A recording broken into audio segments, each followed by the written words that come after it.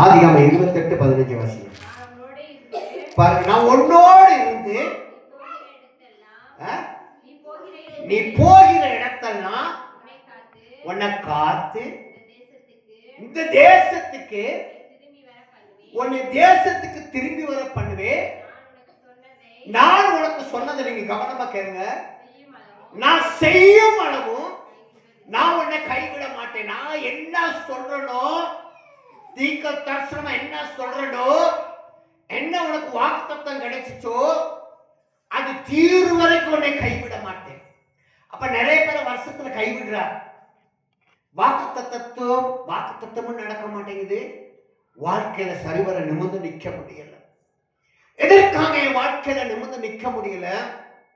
வாக்குத்தத்தத்தை ஏன் சரிவர என்னால செலுத்த முடியல? ஏன் வாக்குத்தத்தத்துல நான் ஒரு தோல்வியா இருக்கேன் அப்படின்னா, நீங்க வாக்குத்தத்தத்துக்கு தான் முக்கியம் கொடுக்குறாங்க நிறைய பேர்.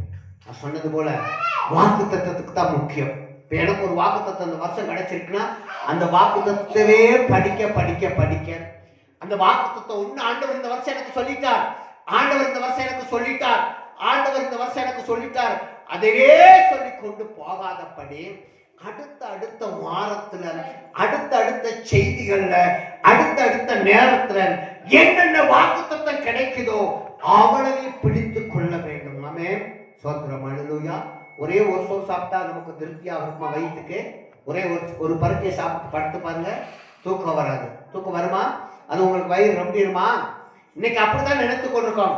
அந்த ஒரே ஒரு வசனம் எனக்கு போதும் ஆண்டவரே. அந்த ஒரு வசனத்தை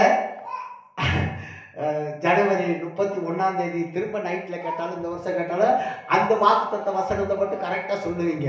ஆனா அந்த வருஷத்துல எத்தனை பிரசங்கம் பண்ணியிருக்கோம், எத்தனை சங்கீதம் பேசினா அதுல ஒரு வசனத்தை சொல்லுங்க பார்ப்போம். என்ன செய்யாது? மனசுல ஏறவே ஏறாது.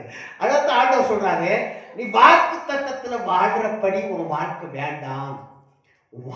வாக்குத்தத்தத்துல ஓடுற ஓட்டம் வேண்டாம்.